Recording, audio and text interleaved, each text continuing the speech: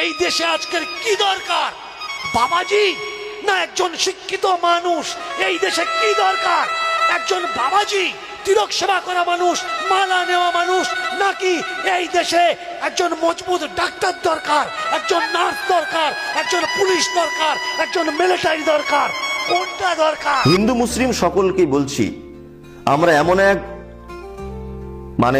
সময় বর্তমান অতিবাহিত করছি যে আমাদের সময়ে শুধু মসজিদ আর মন্দির আমরা দেখে যাচ্ছি, কোথায় বড় মন্দির হচ্ছে, কোথায় বড় মসজিদ হচ্ছে, আমরা এটা দেখে যাচ্ছি। আর আমাদের আগামী প্রজন্ম, তাদের কাজ হবে বাটি আর থালা নিয়ে সেই মন্দির আর মসজিদের সামনে শরণার্থীদের কাছে ভিক্ষা করবে আগামী প্রজন্ম। আমরা শুধু মসজিদ আর মন্দির করতে করতেই, মারামারি করতে করতেই, মোটামুটি রাজনীতি করতে করতেই সময় পার করে দেব।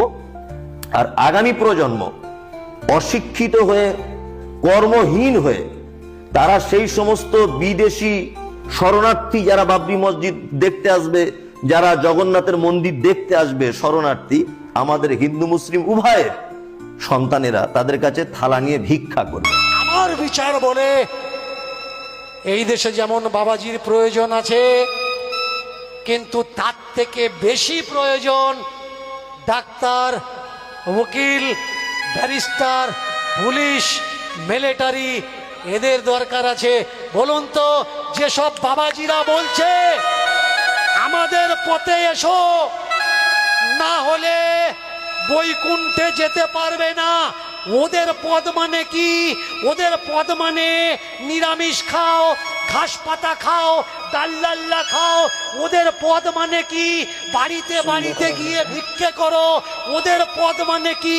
তোমার টাকা নিয়ে গুরু আশ্রমে দিয়ে দাও। ওদের পদ মানে কি? বাবা মা খাক বা না খাক, গুরুদেব যেন খায়। ওদের পদ মানে কি?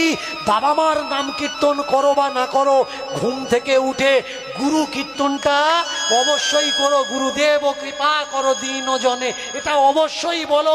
ওদের পথ মানে কি? ওদের পথ সংসার নষ্ট হয় হোক, কিন্তু আশ্রমটা বেঁচে থাকুক। বলুন তো, আমরা সকালে যদি ওদের মতো হয়ে যাই, ওরা তো বাড়ি বাড়ি ভিক্ষে করা লোক, সব যদি ভিক্ষে করার জন্য রেডি হয়ে যায়, ভিক্ষেটা দেবে কে?